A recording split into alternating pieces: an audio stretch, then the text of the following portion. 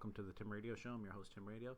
This episode is going to be about Andrew Yang, who is a Democratic nominee for president. I'm going to cover a couple of things about him, some contradictions, things I like, things I don't like, a couple of clips. I'm going to kind of scan through this video a bit in another video and then just show you some kind of background information about him. But we'll just start, let's start right here, 55 seconds. Wheelies, man. Let's see Bernie Sanders do that. Oh, wow. Shots fired. Andrew, that's ageist, bro. Don't do that. Bernie's an inspiration and role model to me. Don't qualify. Go full Nas Jay-Z. Go full take. So that's just kind of like his attempt at humor. You know, just being funny and stuff. A little too light. Really not a good look for a presidential candidate.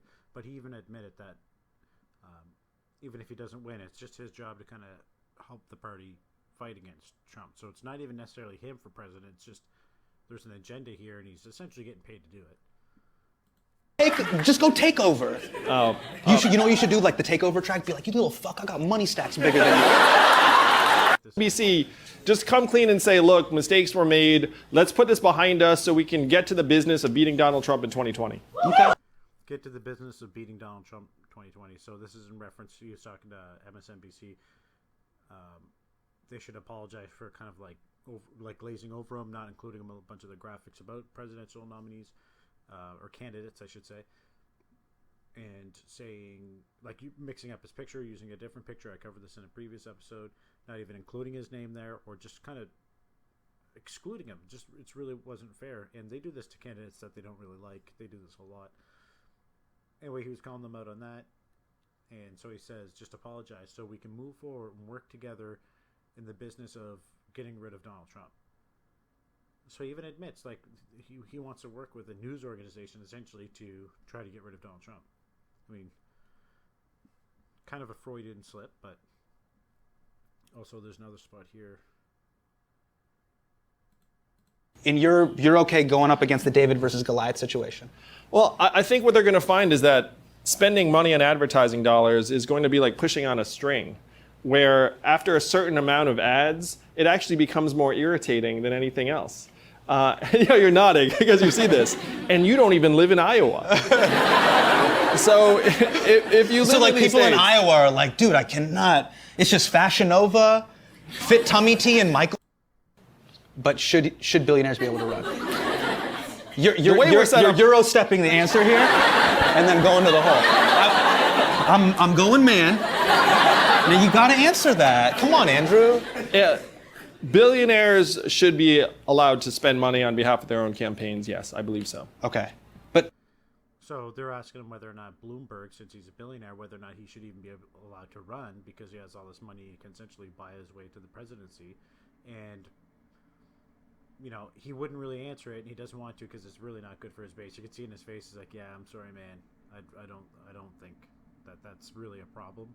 And then he goes on to say because, you know, they spend all this money on advertising, right? That they spend this money on advertising to kind of get themselves ahead or whatever, and that he would rather take people over money. He'd rather get people over money. But then how do they reconcile that with Trump, who raised the most and had the most people? I mean, he never took any money from corporations or anything like that. They just had super PACs from actual individual donors. And then people like Bernie and them brag about the fact that they get all these small donations. All their money comes from small donations, like average of under $200. He even brags about the fact that 75% of the donations that they get were under $200 donations. But then later he says that this is a problem, that there's this wealth in. I'll show you this clip later on. It's another Bill Maher. It's a Bill Maher clip that we'll cover in a sec, but you'll get this point. Let's keep playing this. And you're okay going up against. So they just kind of play this joke or whatever, and it's kind of stupid, you know. Dude, come on, dude. For giving people money as an alternative to UBI. The test prep company, bro? I did. So they asked him, did you sell a test prep company? And they asked this stupid question, whatever. That's obviously super hard to do in your head. And look at that picture. That's a perfect picture right there. Derp. Just zoom in on that.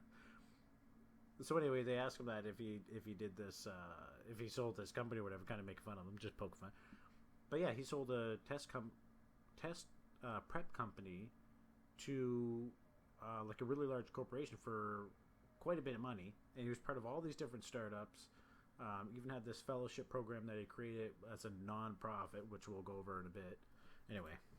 I did. All right, man. Now, you've said the Freedom Dividend.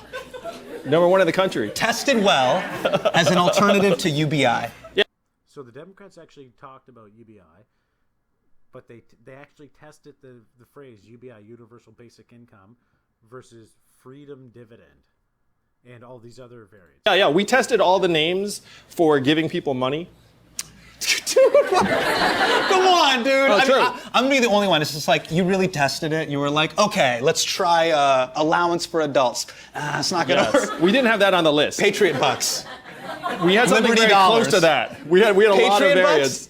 We had Freedom Dividend, which won. Liberty bribe. How about Liberty bribe? How about not even half your rent? That's true here in New York. That's true. Okay. Anything but with it the word tested really freedom well. in it. Yeah. Anything with the word freedom in it tested way, way better. Yeah, you know But the we show's tested called a whole Patriot bunch of Act other because stuff. the Patriot Act was super fucked up. Yeah, and it got passed. Okay. The Republicans are really good at naming terrible stuff. Okay. Really appealing names. Okay. But Silicon Valley people love it. Shouldn't we have... But think about that. Like, they went out and tested that, a whole bunch of ways to call, universal basic income. So instead of just universal basic income, makes total sense, everybody knows what it is. But they would rather obscure the definition and call it freedom dividend. And like, okay, well, what is that exactly? It's like, oh, well, we're going to get all these tech companies to pay every Google search and every this and every that. It's going to, essentially put money in your pocket. Which doesn't really make sense, because if you're saying $1,000 a month, then okay, you have to get the $1,000 a month. You can't. It's kind of hard to reverse engineer how much to charge these companies and stuff like that, right? Like with population changing and stuff like that, and the value of the actual product. So instead of saying like, oh, 1% of this, and then this 1% of these tech companies, whatever, will be a kickback to U.S. citizens, and that will equate to roughly X amount. They're not even saying that. They're just saying $1,000 for everybody. So it's way oversimplified. They test, like, get all these test groups to see, like, what do you like better? What sounds better to you?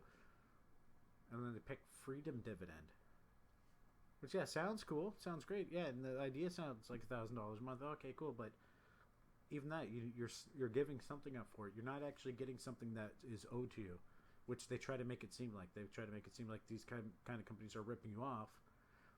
Netflix is ripping you off by taking all the data of the things you watch and then serving you better and better content. Yeah, that's the whole purpose of the product. It's kind of by design to do that, so that it can operate on that level to give you those kind of value, so that it can go and create new shows. And actually, instead of creating shows that producers and stuff think that you might want, they can go with an art project, then they can go with a documentary, then they can go with a technically calibrated, perfectly set up movie, and they can do all those things. They have the range to do all those things. So anyway, they kind of use that against these companies while simultaneously using them to promote that message, and then and then in reality admitting that that's not even the problem. Like in the things that they do prove that that's not even the problem. So anyway, we'll just keep going through here. Have a little bit of skepticism of People stronger, healthier, mentally healthier, less stressed out will start to put value on things that right now the market ignores, like the work my Like this talking point that he does. This is one of his talking points. wife does at home with our 2 boys, one of whom is autistic. Yeah. Caregivers, nurturers, coaches and mentors, and increasingly artists, creatives, and even journalists. There are people. So if you're a coach or an artist or whatever, and that $1,000 a month is going to really put you in a position to be able to do what you love. I mean, that sounds great, but that money's coming from somewhere. And if you start giving that $1,000 to everybody, that just devalues that $1,000 completely. When you do that, rent's going to go up. There's not going to be a single landlord that's going to keep rent the same if every single person gets another $1,000 a month. They're not going to throw it up $1,000, but next year your rent, if you pay $1,200 rent next year it's going to be $1,250, and then $1,300, and then $1,350, and they'll just jack it up quicker. It's not going to apply equally to everybody. So then even the rich people who get $1,000 a month, they might go donate it or something like that. That would be nice. But if that's not going to be the determining factor whether or not they donate, so it's just like this doesn't really add up. And that value, so the $1,000 that they're taking from, that they're siphoning from these tech companies like Google and Facebook and Amazon and stuff like that, it's either going to do one of two things. It's going to cause them to reevaluate their business model so that they get money from other sources or something else, or they just sidestep the whole problem. The main issue that they're talking about here is the fact that all these business models are built on data. So Google, Facebook, Twitter, all this kind of stuff, it's all based on data. They know who you are, what you're doing, how you act, stuff like that. So they use that data to serve you ads, and they sell that space to the advertiser. It's a pretty straightforward business model. So if they start saying that, okay, every single one of those, clicks is going to, contribute to this dividend fund or whatever, Amazon's just going to increase the cost of the ad. So the only person that ends up paying, the companies end up paying for it. But it's not the company like Amazon or Facebook or Google. They're going to make the exact same amount of money. They're just going to charge more for the ad. So instead of $1 a click that the advertiser pays right now, which is your local plumber or your local hairdresser or whatever, in most cases, or political ads or whatever, they have to go pay. Instead of $1 click, now it's $1.10, or it's $1.10 plus tax. So there'll be an added tax to it. So there'll be a digital fee tax. So you go put on a digital advertisement on Facebook as a small business, and now you're just paying an extra tax. Which you might see back as $1,000 thing every month, but then you're spending $1,000 in your business. So your business is growing less. You get $1,000 personally in the bank, which then you then have to invest in your business because you're $1,000 short in your business. It's back to square one.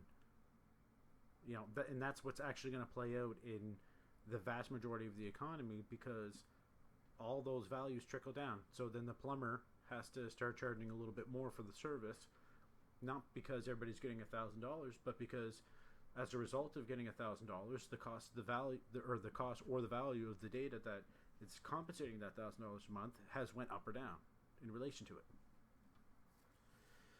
So either they just stop targeting people directly, because if it's based on whether or not they're collecting data, then they might just turn around and say, okay, well, fine, we won't collect your data. We'll just blanket ads, just geographically target ads. We don't care who you are. And then they just bypass the tax. And then it's just, okay, well, still, how do we pay for that $1,000 that we paid everybody, promised everybody? People in Silicon Valley that do support this, and some of them support it for the exact right reason, because they know that we're in the midst of the greatest economic and technological transformation in our country's history, and we need to do something about it as quickly as possible. Are we using the freedom dividend as a short-term solve on massive capitalistic inequality that already exists? So say me and my wife, we get the freedom dividend of 1,000, so we get 24 G's a year. How is that going to take down the structure of the Michael Bloombergs, the Jeff Bezoses? What does that do? That's not even a dent to them. Well, to me, what it is to massive economic inequality. Yeah. That's only growing. What it is, it's a foundation for all of us. Like do you ever stop building a house at the floor? You ever be like, oh, this is a nice floor? Right. Of course not. You have the floor, and then you have to build a structure on top. And you're going to go after the technology companies as well. Oh, yeah. Monopolies, all that stuff. Well, the biggest thing that I'm stressed out about where the tech companies are concerned is that You know, we're on Netflix. We're on Netflix. Everybody but Netflix. That's cool. Go ahead. Everybody but Netflix. Go ahead. I don't think this does apply to Netflix. Happily, though it wasn't intentional. Okay, good. But good. Oh, good. Go ahead. Yeah, fuck Google. Is that go. You'll be like, Disney's a huge fucking problem. Fuck them. Go ahead. So I'm a parent, and what stresses me out most about technology is that we're going through a mental health crisis in this country. Record high levels of anxiety and depression, and it's related to technology use and smartphone adoption and social media apps. Right, and that's fair. I can agree with that, right? And a friend of mine in Silicon Valley said that we have some of the smartest engineers in our country turning supercomputers into dopamine delivery devices and slot machines for teenagers. And it's 100%. Guaranteed 100%. What he just said is 100% correct. Dopamine delivery devices, basically the fact that when you're scrolling through, Instagram or something like that, it's feeding you stuff to try to keep you scrolling and going through and clicking and liking and commenting. So it wants to serve you content that you'll engage with, or at least keep scrolling through.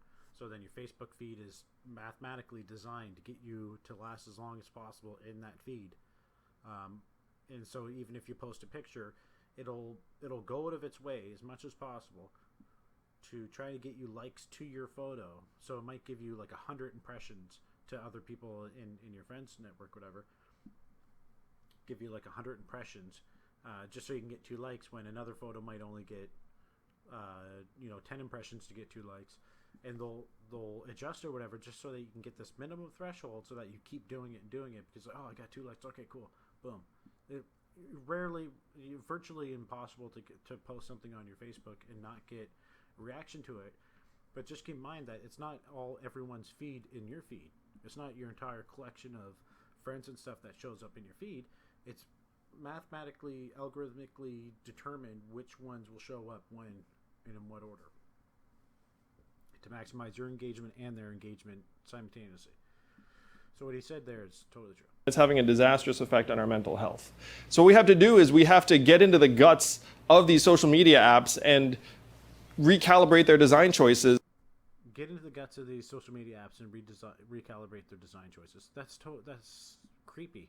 They're private companies that created a product that are extremely popular, and even though they are disgusting in a lot of ways, either ban them as they are, or they continue as they are. So you can't just go in there and start saying, no, guys, maybe if you tweak the algorithm this way, because we don't like this. We don't like hateful content, so this is what you got to do for hateful content, and blah, blah, blah. And they already employ tens of thousands of people to moderate content on Facebook and Twitter to categorize things in different sections so that it either gets promoted or demoted. So they don't just have the profits of the companies in mind, but they also have our mental health and the mental health of our children. Now, you can't inject that into a company's value. Like, you can't say, hey, Twitter, you have to value our mental health. I mean, they kind of do that by, like, it's a publicly traded company, so you can buy stocks in these companies, and the people running the company have an obligation to the shareholders to generate profit, to do it legitimately, morally, and conduct things legally. You can't just say we're going to go into this company, recalibrate it so that they focus more on mental health than anything else. I mean, how do you even do that? They don't even understand what they're talking about. Like, he's quoting a guy in Silicon Valley saying, he's just saying, I have a friend in Silicon Valley who says we're basically setting up supercomputers to be dopamine distribution centers or whatever. I agree with that, but that's, first of all, it doesn't mean it's right. Doesn't actually mean that's true. I think it is, but doesn't mean that that's really an accurate statement. And he's just going to go based on that. Like, this guy knows. We don't have any serious studies or anything showing that it's actually bad. How do we know it's not good for our mental health? Maybe it's good for some people, bad for others. Maybe people who are abusing the platform would abuse something else. So it's not even to suggest that it's good or bad relative to what it would be replaced with. Maybe the person would go play shoot 'em up games instead, and then they would just say, hey, look, this one kid shut up at school. Well, how come they don't blame it on him using Facebook or him using Twitter all day or him watching Twitch or Netflix? He watched Netflix all day. Netflix is hurting our kids' brains. Binge watching. How come they're not talking about binge watching while they're on Netflix? Yeah, binge watching is a horrible thing. Gets people lazy. Gives them bad posture because they're sitting places. People are like getting like hunchback and stuff more because they're sitting over their phones all day watching Netflix. It's not the phone doing it. It's the person that's using it. It's kind of like saying guns kill people. Guns don't. People kill people using guns. Same thing. Like Facebook isn't getting people hooked. I mean, on certain levels, they might have some creepy stuff going on, and that stuff should be evaluated. But the way they talk about these things is just like, oh, there's these big evil companies and they're trying to take over stuff. And I don't like these companies either. I don't like Facebook, Twitter, and Google and all that. I try to use different things like Opera browser and DuckDuckGo and those kind of things. But that's up to the individual user. It's the individual person's responsibility to practice those things instead of just being hooked on Facebook. You believe data should be owned by the person who generates it? Yeah. Okay. Our data needs to be ours. These. Wrong. I love the idea. I'm a proponent of owning your data, but that doesn't mean that the data is yours by default. If you go use a platform, the data that you're giving that company by using that platform is their data. It's not your data, right? I think companies should value people's data. I think they should compensate you, but I think that's a market choice that's going to happen. Eventually, a Facebook competitor or YouTube competitor will come out that say, hey, use our platform and we will reward you with kickback from the advertising dollars we get since we're using your data. It's going to happen eventually. Right? But there shouldn't be a law in place saying that has to be the case. Anytime, anywhere you go, your data is yours and nobody can use it. Right? I mean, if you go into a public space, people can take photos of you in a public space. So if you're out at a park, you can be in someone's photo. Right? They don't have to go back and pay you because you're in that photo. You can talk about it commercially, whatever, but the same thing. If you're going into an establishment, if you go into a restaurant and the restaurant says, hey, we're recording everything, we're going to make commercials out of it, but please come in here and we're going to give you some of the best food for the cheapest prices, blah blah blah. And you go in there, it's great food, blah blah blah, and then you see your face on it. You can't complain about that. You can't say, oh no. They own their data, so they have to go back and give it. It's like, no, you agreed to it, explicitly agreed to it when you entered the store. So if people aren't doing their due diligence and making sure that they're not just forfeiting all this stuff for free, most people don't care. I think people should care. I agree with the premise that it should be inherently valuable and that people should get a kickback from that. But I think that's a free market choice, not a government choice. These companies are selling and reselling it and profiting to the tune of billions and billions of dollars. Which companies specifically? What are we talking about? The majors? Facebook, Amazon, Google, the majors are selling our data and profiting to the tune of billions, even tens of billions of dollars. So I'm proposing that our data is ours, even if we decide to lend it to these tech. Like, you don't think Netflix is one of the biggest users of this kind of data. They know exactly where you stopped on a show, how long you watch it, when you watch it. The way they suggest content to you is the same as how Facebook does it. It's the exact same concept. They want to find out what you like, put you in a profile, so that they can take that information and apply it to the other person that fits into the same profile. So if you like it, chances are this other guy that is just like you will like it. So they determine you are who you are. You're this certain kind of category. They put you in this, and then okay, if you like this, you'll definitely like this. If you like that, you'll totally like this. And they can link all this data together to keep suggesting what content to give to you. And then think about this: when they go and pay $1 billion to go get the rights for Office or whatever, how did they make that choice? So, we're just really big fan. No, the whole fact that it's worth that show is even worth $1 billion is the fact that they can tell. It's not from the DVD sales from The Office. It's how many hours were streamed on Netflix. Same thing with Seinfeld. The amount of people that were streaming the show when it was available on one of these kind of networks is insane. It's insane the amount of hours that they stream. So they're like, hey, well, if people are watching it, 10% of the time, and they have a Netflix subscription for $14, and that's basically worth $1.40 a month. So it's worth, about $15 a year times a million subscribers. So that's $15 million a year that we can attribute to this program or whatever. It's just, that's probably bad math, but that's essentially what they're looking at, those kind of numbers. And they're not even looking, they'll take a loss for now. They don't care about losing money for now, as long as they're maintaining those numbers and they can keep adding them on and adding them on. So companies, they have to tell us what they're doing with it. They have to share in the value with us. So we would that's called creating the platform that we're using to begin with. Literally get data checks from the tech companies, and then we have to be able to turn the dial off and unplug it at will. I actually invented that platform a couple years ago, and guess what? Nobody signs up.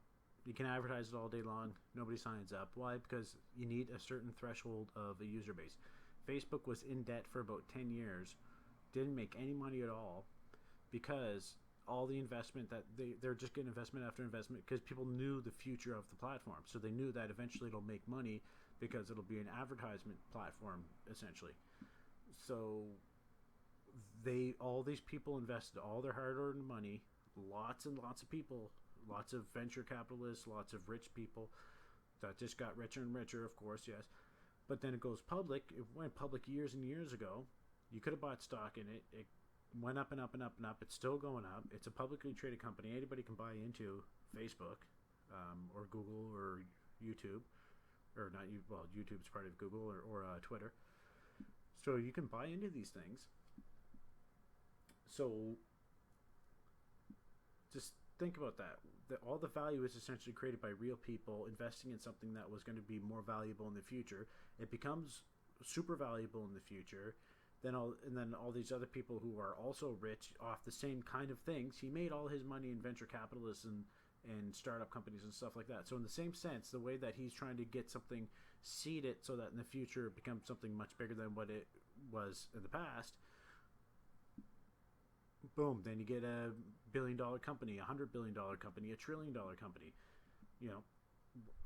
I'd be more concerned about, actively more concerned about Apple producing all this cheap technology overseas and then importing it. That kind of stuff. It's more concerning about whether or not Facebook gives you money for the data that you give it. And I'm like I said, I'm a huge fan of the idea. I love the idea. I know eventually I can guarantee you eventually that will be the case, that people do get essentially a data check. But if the government does it, that's going to be hell on earth. And this is fundamental. Right now, we're in a position where the tech companies know us better than some of our family members. Yeah, that's true. And they're putting all these... That's very true. It is true, right? Yeah. Netflix might too. But in Netflix, no. But in Netflix's really? case... I told you to go after MSNBC. Now you're trying to fuck with my bag. No. So it's actually a pretty interesting episode. It's 22 minutes long. I would suggest that you go check it out. It's actually pretty cool. I'm going to play this other little clip here that I thought was interesting. Talking about a tape recorder. If you want us to leapfrog the Republicans again, I should be your nominee, because I guarantee you, as your nominee, we'd be better at technology than the Republicans come the fall. Yeah. You personally could make that happen. Sure. Wow. That's true. That's a big promise. And a lot of catching up to do, apparently. Yeah, you know what happened in 2016 is the Republicans did get very, very good. And then at the time, Facebook went to the Clinton campaign and said, hey, you want some help? And the Clinton campaign said, nah, we got it. All right. And Facebook went to the Clinton campaign and asked them if they needed help, when they already had help from Google as well. Eric Schmidt setting up their digital system for canvassing and all that stuff. that was not the right answer.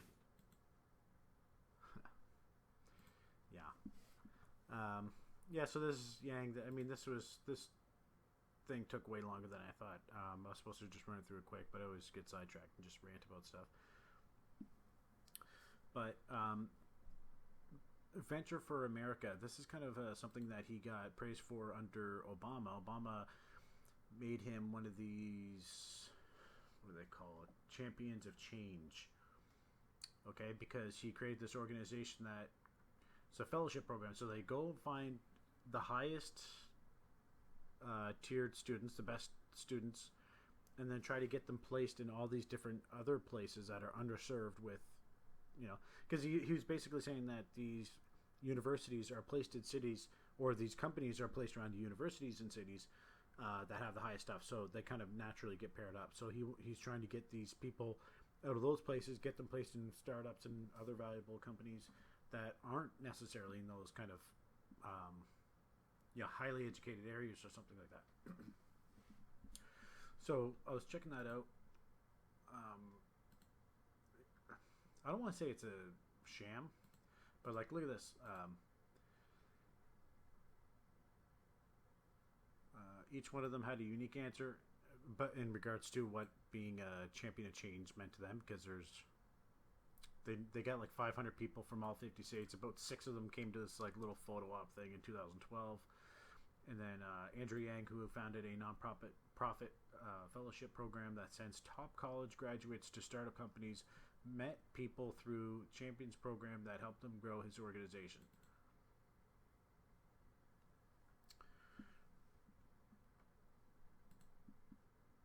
Also, just interesting because he used to be the CEO of this company, and then he stepped down a couple of years ago, presumably to start running for office and stuff. Please note, Venture for America does not support or endorse and will not comment or respond to any inquiries related to any political campaign or candidate for elected office. So I just thought that was kind of interesting. This is the company here, and these are companies that were founded basically essentially through this program. So no idea who any of these people are. None of them are really anything that I know of. So anyway, they get fundraising and stuff. They dump this money into getting these people placed at other companies, like students, for startups, give grants to startups. But I actually went through and started reading some of the stuff.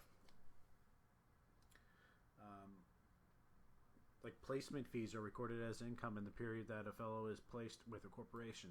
Who's paying the placement fee? It's probably the company. The company's paying.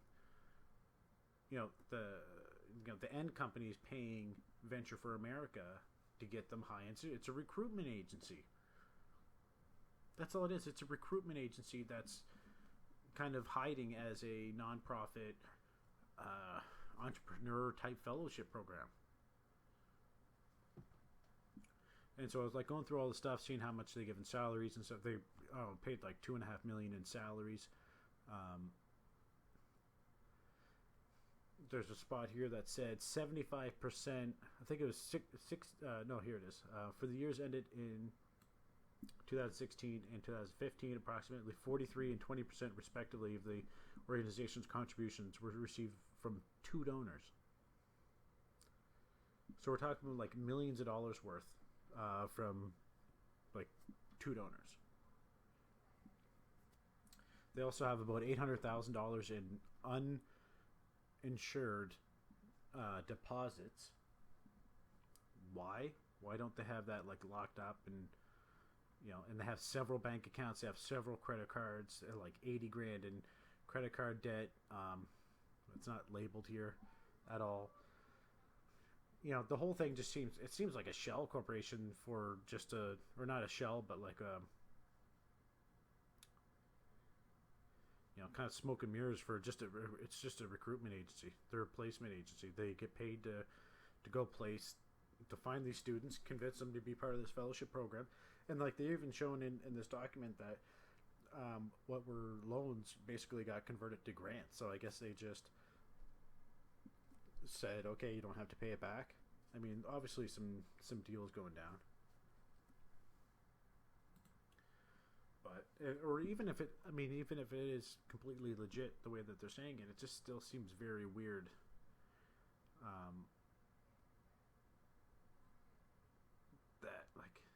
like a nonprofit, tax exempt, fully donor supported. But see, that's not even true because they get placement fees. So how's that donor? You know. So anyway, and I don't think people are really going here and donate like, oh, I'm gonna donate $10. Yeah, let me go donate $10. You can't even. Don't even have a donation form.